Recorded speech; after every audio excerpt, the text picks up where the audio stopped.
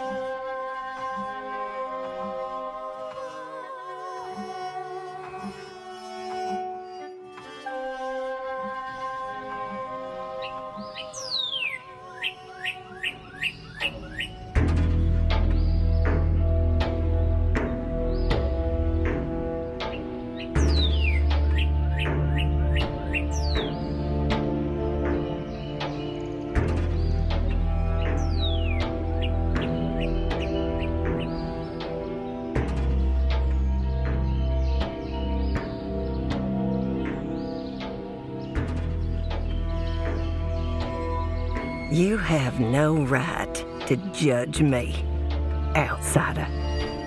Have you e'er lived in shadow? Or have you e'er walked where my steps took me? Or have you e'er ate the thin food of the mountainside? The world is not how you reckon it is. The world is wild, and fools believe it tame. You build a house within the wilderness and turn your back upon the wild outside? You think your city's a refuge from it? For there are more of you gathered, huddled? Do you believe your comforts keep you safe? The land is wild, and it has e'er been thus. A house built in darkness dwells in darkness, and always shall. Only a fool thinks aught. They ran the electricity out here in years past, put a light out in the street, as if that light could keep out the evil. The evil dwells within the world itself, was made with it, as herbs crushed together. Oh, how do you reckon you'll keep all that out? Geneverie, they called me at my birth. Then sister, after mother schooled me true. I learned the deep truths, all the healing herbs, the way of living, way of dying, marks of power, prayers, the mother's 3, the old language spoken by day and night. To be a sister is an honored place, and that hard-taught, hard-won meant for the strong. It marks a body, as sharp knives mark flesh. Such sacrifice and such solitude astride the path between the world of men and the world of truth, and all else there is. Oh, you can't know the dire and dreadful things that I have seen in years as sister here. What judgment think you can lay upon me? What understanding do you have of me? If you but knew, you'd fall upon your knees, humility and thanks upon your lips, for what I do to keep my people safe and keep the darkness away from your door. And you do not know all that I have lost. What's this? Mother. Yara. And Lavinia. Right, Lavinia. Oh, sad sister of mine. My sister, who was to become sister, taught true and right, there at her mother's knee. And this? Our Lady Cecil. These? Elderberry. I was going to say that. Be still, Geneverie, and get back to work. But, Mama, I know the healing herbs, too. 'Tis not your business to know the herbs. Get to the church, see to the floors. Lavinia and I go to the eastern ridge and we'll be back ere dusky dark. I want to be a sister, too. You mind your tongue. Lavinia is older and it falls to her. She will dare to walk in the thin places as I do, to care for Kilruin and its people, and bargain with the dark. It is a hard life, but your sister was born for it. Look at her, strong, quick-minded, and beautiful, as I was. She's gonna need all her gifts to survive it. It is full of dangers neither of you girls right reckon yet. You should be grateful I spare you it, Geneverie. Now get you back to the church and do as I say. Yes, Mama. Lavinia, get your medicine poke and come along, ere it get too late. It's all right, little bird. I'll tell you everything I learned today when she's gone to sleep. She loves you best. Don't say that. Being a sister is important. The safety of the whole mountain depends on it. She just demands a lot from the both of us. Lavinia! Bye, little bird. Mother was the strongest woman I knew. Stronger than I. Stronger than Lavinia. When our Lavinia grew to courting age, my father, cursed be his name, came for her. Mother was away, you see, gathering herbs. Lavinia and I tried to fight him off, but he used his fists, broke my jaw, and then took what he wanted from her anyway. So Mother saw us both to the doctor, and when we returned, Papa was stone dead. A heart attack is what the doctor said. I recollect Mother being so calm, just a sipping her tea with the sheriff. He soon left, and that was the end of that. We built our house in darkness, but the darkness, it still remains. It was 1.5 years after Papa's death when he took her. She came home late, after dark, midsummer. The nights were filled with song. Catamounts howls, the chorus of frogs and of cicadas. Of course, we drew the marks and said the prayers, the same as always, same as every year, get home before dark in the summertime. Lavinia should have known better than most. We let our guard down. We grew complacent. Never take your eyes off of evil. It's my own fault. I should have seen the signs. Lavinia came in breathless and pink-cheeked, something wild and excited in her eyes. After she had said sorry to Mother, we went to bed, and she told me about him. I met someone, little bird. Someone? A man. We all knew the men and boys of Kilruin. Plenty were sweet on pretty Lavinia. She had her eye on 1 or 2 of them, but hadn't done anything about it. From where? Kibney? I don't know. Didn't you ask? No, we never got around to it. Well, where'd you meet him?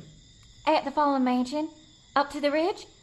I was gathering holy basil, and he was standing there, under a black oak. His hands and feet were bare and dirty, like he'd been digging in the soil. But his trousers were pressed. His shirt looked new. Like he had money? Maybe. And he was handsome. So handsome, little bird. The sun was going down, but I could still see him. Strong arms, full lips, a voice so soothing and sweet. I could spend a month of Sundays watching the bob of his throat and the dance of his mouth as he spoke. Red hair. Red hair is bad luck. Maybe, but I don't care. Well, did you do anything with him? We just talked. I love the way he talks to me. What'd you talk about? Oh, so much I can hardly remember. He knows these mountains, and he told me about secret places he goes, about how the land has changed. And he asked about me, and we talked about how I was to become a sister. I told him about how I like to press flowers and how I love music and that I'm a good dancer. And I asked if he might want to go to Black Log one weekend and I'd show him. You did it. I did. He said he'd study on it. And then I talked about how I love the summer because the morning sun comes through our window and right on my bed so I can wake up feeling warm and alive before it goes behind the mountain. He said he admired how my schooling brought me closer to the world. He said I was pretty. He said most women are dull and stuck in place, but I was free. My soul was free. And he liked that, and I liked that too. What's his name? I don't remember. I don't think I asked. How could you have talked to this man for so long but not have asked his name? It's not like that sort of talk. Courting or socializing under watchful eyes with all the rules and how-do-you-dos. It was real, Geneverie. He talked to me like I was real. He was the most beautiful thing I've ever seen. And all we did is talk. This doesn't sound right. A stranger up near the ridge? We're not even supposed to go up there. And Mama is gonna want to know his name. I'll find out when we meet again. But you have to swear to me not to tell her until I'm ready. You're going to meet him again?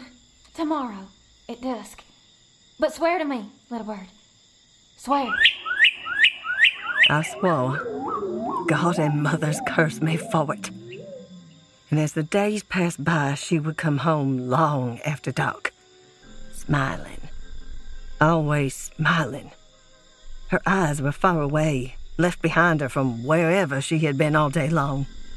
And she would giggle and whisper to me about the handsome man up in the woods, the places they walked, the things they talked about, the poetry of nature and the wilds, of secret songs that carried on the wind, of blush-tinged, sweaty yearnings and longings, of the tyranny of obligation and being true to one's more fickle heart. I asked her what she did with him up there, by the ruined mansion, so late and so long, and she would only laugh a secret laugh, or shake her head, twigs still in her long hair, and say I couldn't ever understand. Then, gradually, she became distracted. Her mind was crowded with her thoughts of him. Mother grew angry with her carelessness, and no amount of whipping brought her back to the here and now for very long. She slept till noon, laden with heavy dreams. I could not wake her, though I tried and tried. Mother thought it was a sickness at first, tried the remedies and the medicines. She even took her to the slippery doctor, who of course could do nothing good for her. I would wake at night and find my sister kneeling on the bed, her nightgown cast off, her hands pressed to the bedroom window, staring out at the dark, smiling, waiting.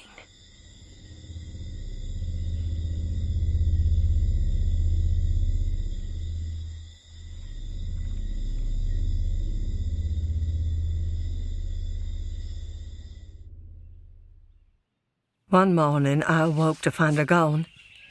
Her bed was empty, the things left behind. So, sick with guilt and fear, I broke my vow. I told my mother about the man and the things he and Lavinia talked of. And Mother knew, right then, what had happened. The men of the town helped search the woods. We found her the next day in her nightgown, her feet and hands cut from branches and stones. Poor child. She had gone to look for him. But he left her. He had abandoned her. I can't say if that was more cruel or not. We took her home, tried to help her, soothe her. We did our best with what he left behind. Like heavy clouds passing before the sun, she would suddenly weep with such heartbreak. But then just as suddenly it would pass. She'd smile with hope, convinced he still loved her, and wander the woods once more to find him. Mother locked her down in the root cellar, posted the witch marks all about the town, and prayed to the mothers every day.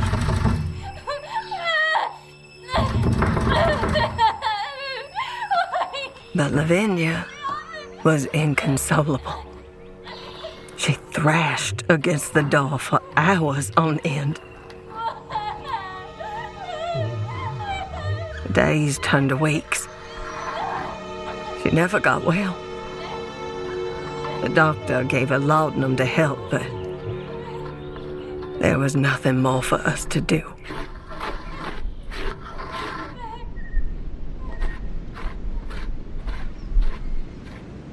So it was the week before Lunasa and Mother went to Kibkibney alone. I was tending the graves outside the church. Behind the mountain, the sky was cloudless, the sun bright and warm in the afternoon. Then my sister's laugh carried on the wind. I thought it was some strange bird song at first. I looked up beyond the church and more, up along the sheer face of naked rock, above the town, the top of Hot Sour Drop. Oh, there she was, my beautiful sister, in a ragged shift with bloodied hands. In her zeal to open the cellar door, her fingernails got caught within the wood and she carelessly tore them all out. It fell to me to clean them up after. Lavinia felt no pain in her fingers as she stood on the ledge. She only felt the pain within her heart. Lavinia held out her arms. Catch me, beloved.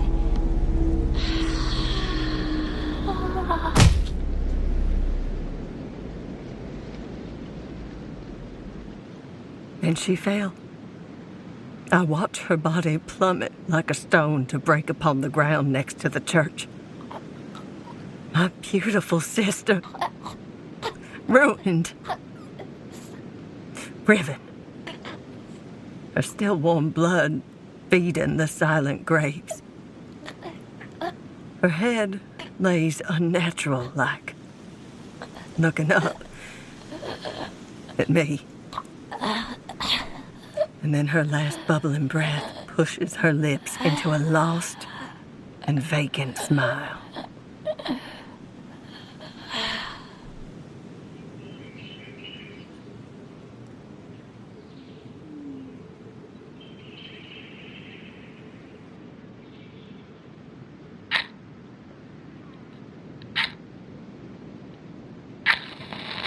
Many have fallen from Hot Sour Drop's heights. Many have bled upon the churchyard stones. Mostly women, bodies mangled, smiling. Their dead eyes still searching for their lost love. My mother changed after Lavinia fell. More than bodies break in the mountain shade. This one. Amaranth. Oh! Which? Green amaranth. And this? Bitter ash bark. Also called? Bleeding heart. My mother prayed in church unceasingly, performed the old rites of meat and spilt blood, filled the church with incense on holy days. What little kindness the mountain hadn't taken from Mother died with Lavinia. Her beloved daughter dead in her time, the one to take her place as our sister. And I was left to stand where she once had, a poor replacement and cause of her loss. You must be quicker, Geneverie. You must ever be vigilant. A poor watch let him creep close. A poor watch took Lavinia from me. This is what failure means. Now, draw me across, not mark. She taught me all the lessons my sister was to have, and ones I did not expect. Mother, can we not kill him? Drive him away? Banish him? Who?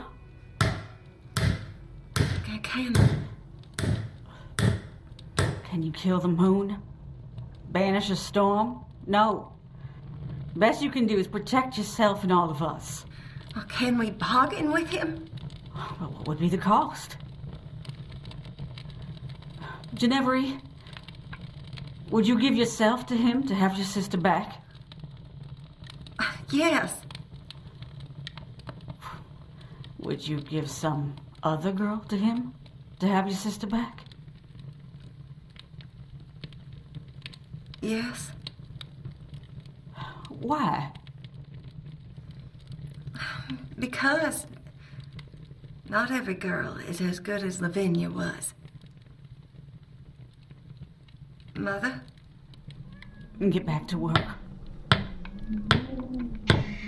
She prayed to Mary, Bridget, and Easter, and she recalled the rites of midsummer. And to save the good bright girls of Kilruin, we brought back hiding day on the mountain. The first did not go so well.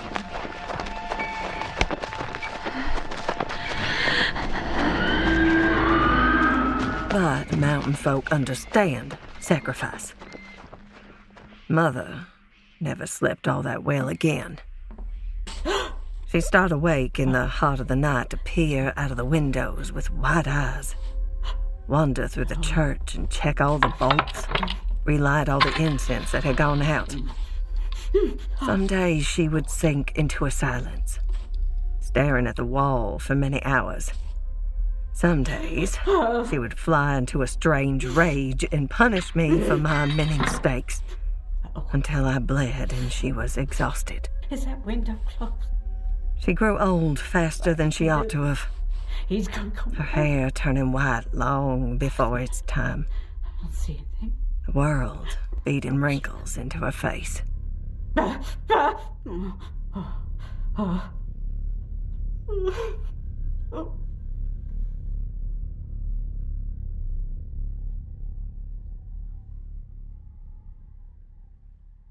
Geneverie, get up. Get dressed quickly. One morning, unexpectedly, Mother showed me Kilruin's darkest, terrible secret. Winter was finally passing into spring, though mornings were still bitter with cold. New shoots pushed up through the rocky soil. John Doyle waited for us outside the church, his hat in his hand, looking pale and sick. John Doyle was a hard man, scared of nothing on the mountain that walked in the daylight. John Doyle had quiet, terse words with Mother, and then he left us, his duty discharged. We took the winding trail toward the ridge, away from Kilruin and toward the bald. Its cries carried through the fog-clouded air. Mother, what is it? The mountain has given us another child. It was a girl, naked, perhaps 2 years old. At least, most of her was a child. There were sores on her body that erupted with stiff hairs and ran with yellow pus. The child's arms were shriveled, deformed, ending in 2 fingers only that curled like worms.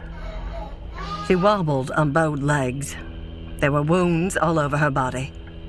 I think animals had taken little bites of her, but then given up at the taste.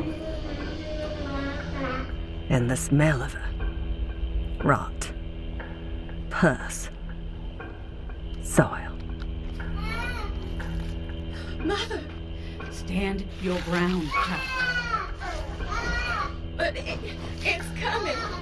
Get the blanket. Stay alert, girl. She will bite you if she can. The child was blind, but it could hear us fine.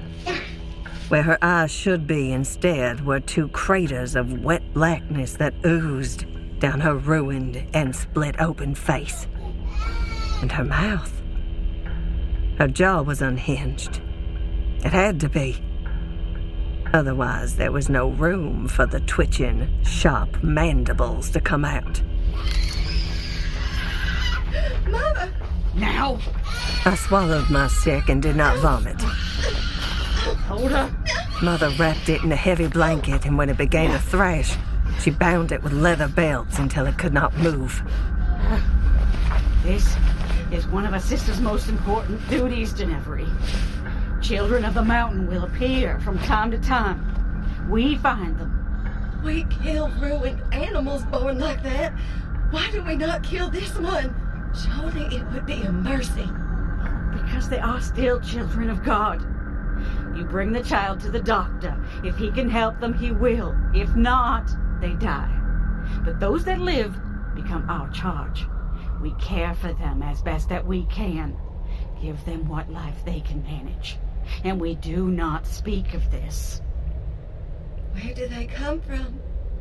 From the same place as the Gankenna and all evil things that live where our backs are turned.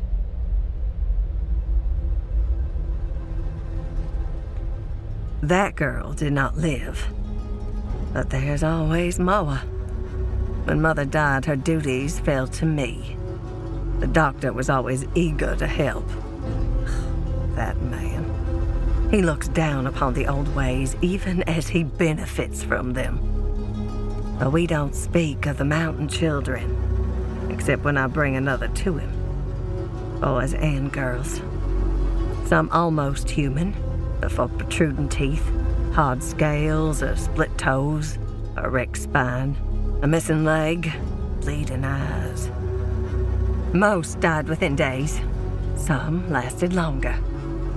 I looked after them in the nursery. Within our church, I made for them a home. This is the task given to the sisters, to care for our lost children. All of them. The mountain children could not be controlled. They bit and raged, broke things and soiled themselves. I did what I had to. My scars are proof of the cost of my oaths to the mothers. The children only answer to the rod, but I did my best to give them a life for the few years before their bodies failed. I had to keep them in the root cellar when whole, unspoiled foundlings needed my care. So when Catherine came to stay with me, I had not had a mountain child in years.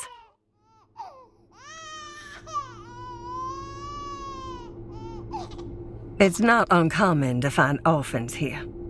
Hard lives lead to hard choices, or neglect. But we sisters take in all needy children, not just the ones the mountain sends to us. Word came from the doctor that Clement Powell had found an orphan and brought her to him. He had been seeing her for a week, but thought it time a sister took her in. A healthy, red-haired girl of almost 2. So we reckoned by her size and her teeth.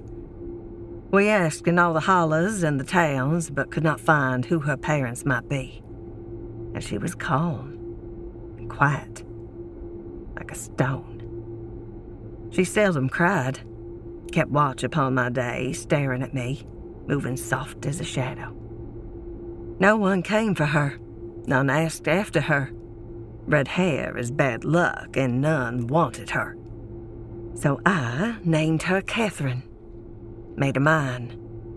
And since I had no children of my own, I thought perhaps when she had come of age, I would teach her to be Kilruin's sister. Anything else, sister? But she proved to be a difficult child. A pound of sorghum flour, sugar too. Destructive, willful, and unrepentant. Took the firmest of hands to make her mind. Your red hair has a machete there. Catherine, put it down or I'll whip you. She never smiled. She never laughed. What is she doing in my store? Give me that. Charles, watch out. My arm! You vicious child. You unwanted foundling. Get her out! Don't you bring her back to my store, sister! She watched his blood run down his wounded arm. No remorse. Only curiosity. There's a hole in that girl. Empty and cold. Abandonment was why I reckoned then. How many nights had she spent alone out there in the shadow of the mountain? Other old evils in the Gankana keep watch upon us from the thin places. I had hoped to give her a Christian life. But it seems he had already found her. Catherine? Where are you, girl? Answer me. Autumn. The shadows were growing longer as they stretched towards winter and Samhain. The churchyard was covered with fallen leaves. The late wind kept blowing the candles out.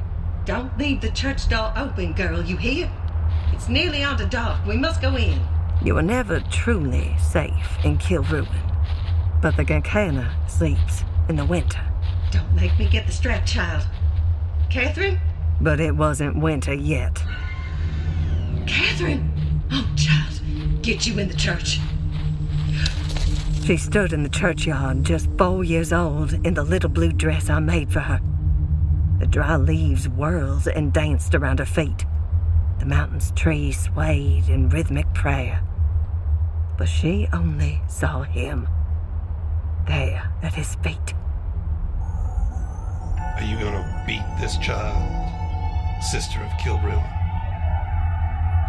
He moved to me, his fingers caressing her red curls as he passed. Others help me. Mary, Bridget, and Easter, stand with me. He was so tall and broad, thick with muscle, skin red-brown like forever stained with mud. He was naked and unashamed of it. His eyes shone like a bright silver river running for miles until it found the sea. The devil. The love talker. Gankana. As he approached, I felt a flush of heat pass through me, full of fear and of desire. His voice was like little tongues in my ear. I was afraid. I was captivated. But I kept thinking of sweet Lavinia, all broken and cold at my feet, smiling. And so I faced him, and I held my ground. Get thee behind me, Satan. What is your name, girl? I will not treat with you. I will not listen. I will not deal with you. You will if I wish it. What is your name, girl? It's just a name. A little thing. It's not even yours. Someone gave it to you when you were born. Easy enough to give back. Stop. Don't you think you're overreacting? Just give me a name. That's it. Open your mouth and let it out. I didn't want to. I fought to say no, but he makes it feel so good to give in. Geneverie. Except for after. The shame and disgust boiled up in my throat. Weakness. Betrayal. There. Not so bad, is it? We're just talking, right? There's another name you should know. Lavinia. For a moment, there's nothing in his eyes. No flicker of recognition. But then... Yes. She had clear skin, pretty dark hair, a curious mind. She is kin to you. My sister. How is she? Dead. Fallen from the mountain over her love for you. He gives no sign of feeling at this news. The only concession he makes is... Pity. My hunting knife rests deep in my pocket. My hand closes around it. I step close. Devil, there is no pity for you here. He's so fast. My knife cuts naught but the air. He strikes me. A blow I don't see coming. I am cut and bleeding It feels as if I had been struck with a thorny tree branch. Now that was unnecessary. I'd only come to talk. Leave this place. No. Let's talk a while now. We need to come to an understanding. That's a handsome knife. Antler handle. Someone brought down a deer for that. You use arrows and guns and sometimes even your bare hands to take prey like that. But no matter what you use, it's always bloody in the end, isn't it? Pick up the knife, Geneverie. Go on. Pick it up. I do as he asks. And why shouldn't I? Good girl. That's a sturdy blade, too. It's clever taking the metal from the earth, learning how to shape it. It's carried you beyond your station, but y'all have about reached your limit. You're not built to have that much imagination. Is it sharp? Sharp enough to gut you. Oh, I'm sure. Tell me, Geneverie, have you ever lain with a man? What? I take that as a no. Do none of the men here find you worthy? A woman of some power and authority? Not enough? Well, who could compare to the beautiful Lavinia? Cursed by God, get back to hell. You live a solitary life. Have you ever wondered what it felt like to be taken by a man? As you lay alone in your little room in the back of the church, your body aching from the day's work, your heart aching from loneliness. I bet you've wondered.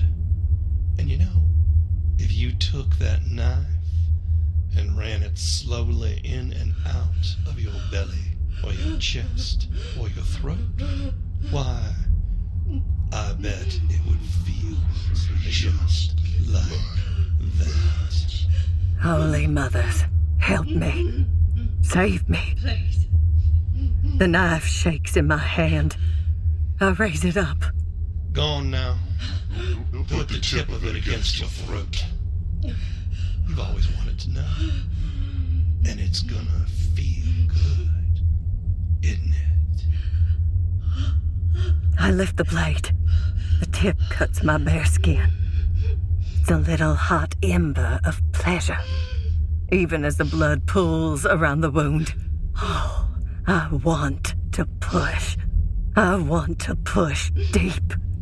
But looking past him, I see Catherine, the dark-eyed child standing in the dead leaves, watching me with her solemn, careless eyes. I think of how I saw Lavinia die. What child should endure such a thing? Please. Please, don't. Not in front of the girl.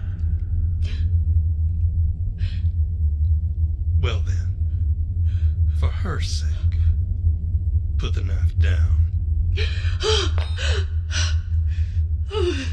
Shall I tell you what haunts me to this day? That even after I had let it go, that even after his warm words had cooled, I did not want to drop the knife at all.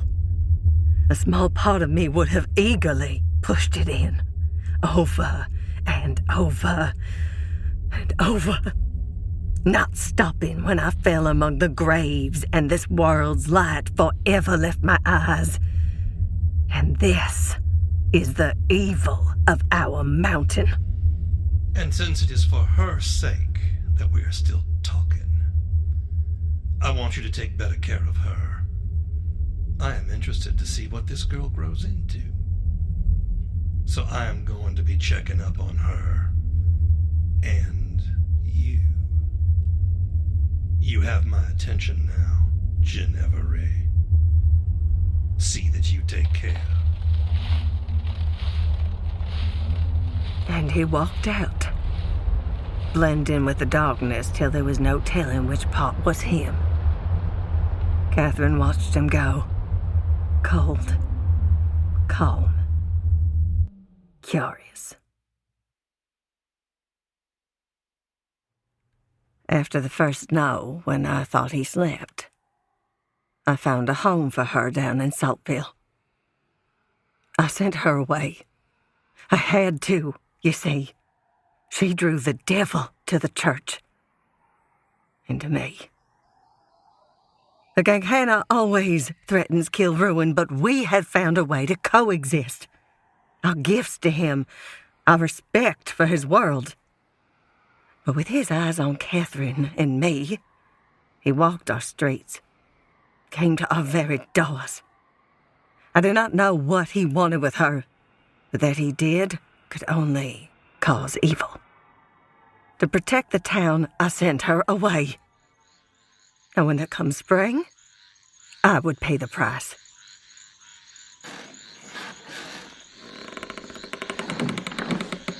Who's there? The smell of soil is carried on the breeze, coming through my window, filling my room. And then, he is there. Oh, God, he is there, over me, perched on the foot of my bed. He's naked and powerful and muddy.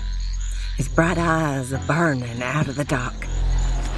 The wind fans the embers in the fireplace. He doesn't speak, only stares, accusing. She's gone. She died. Took sick over winter, caught pneumonia. I did all I could to save her, but it was not meant to be. Can the devil tell when you are lying? I'm sure with but a few words of his own, he could make me tell him, well, anything. He just stared. Beautiful face, mad, and for a moment, hurt. Somehow lonely.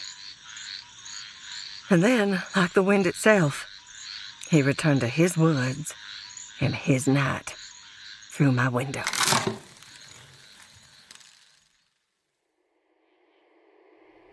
I haven't seen him since. Just his hunger.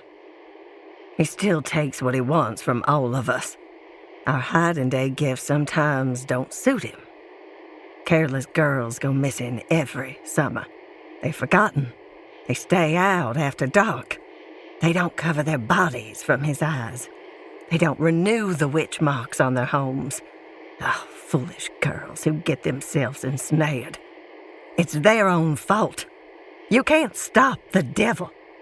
You can only take precautions and pray. 16 years since last I saw Gankana. I had begun to think that I could put the matter of Catherine behind me. I'm warning you, motherfuckers. I am not some hill bride you can mess around with. I will rip your goddamn balls off. But I am a fool. And she has returned.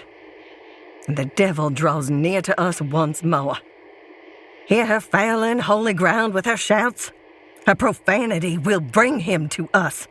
I swear to fucking Christ, I will rip open your bellies and strangle you with your own guts. Foolish girl. And foolish Geneverie.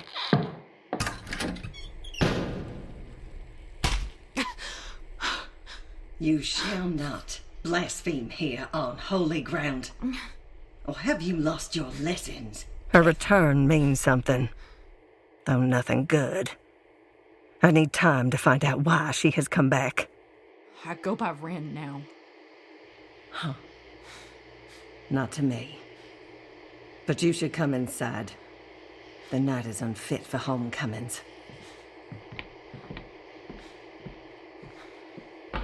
A house built in darkness dwells in darkness. Stranger, I am a sister of Kilruin. I walk in the thin places of the world. I know the marks of power and the deep truths. Never doubt that I know what evil is. You cannot judge me.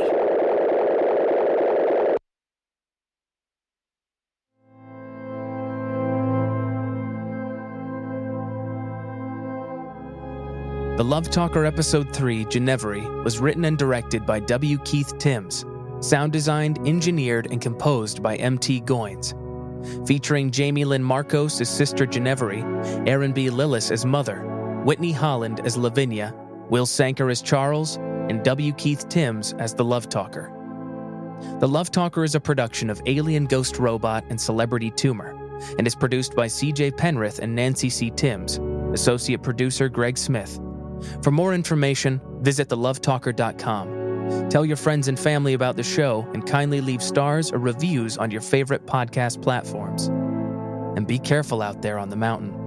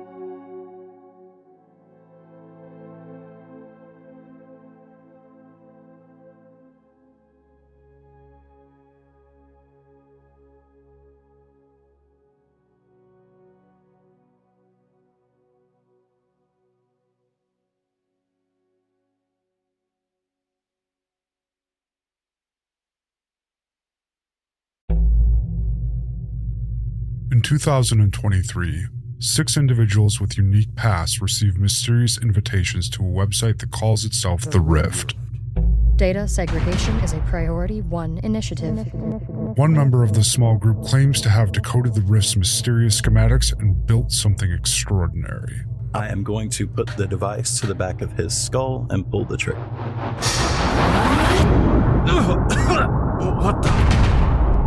The remaining 5 members travel to Orlando, Florida, where they hope to uncover the true nature of the Rift and its potential connection to their own mysterious pasts. We lost so much infrastructure through the fall. Like this happened this past fall? Are you also on the Rift? What they discover is much more than they originally bargained for. Hidden rooms, a long desiccated body, a computer that operates itself, a device seemingly designed to cause brain damage, and the crumbling edges of reality all await. This isn't like a euphemism. We're not going to go out back and just get fucked up, right? Come find out what's in the Rift.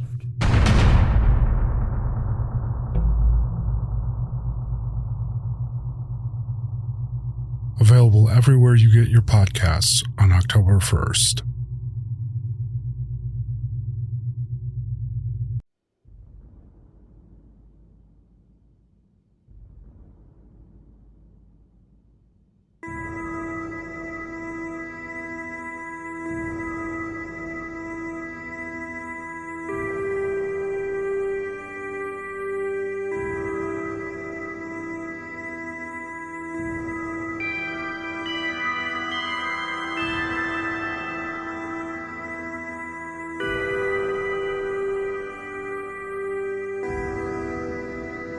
It's like I told you. No idea how I got inside. That memory jumps to an interior. That was where I fell. Lillis. I will tell you about that time I worked as a courier. I will tell it, and it will linger.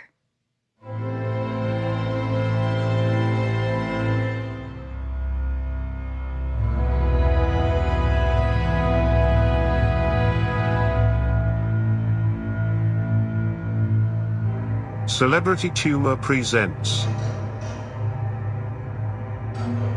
Delivery.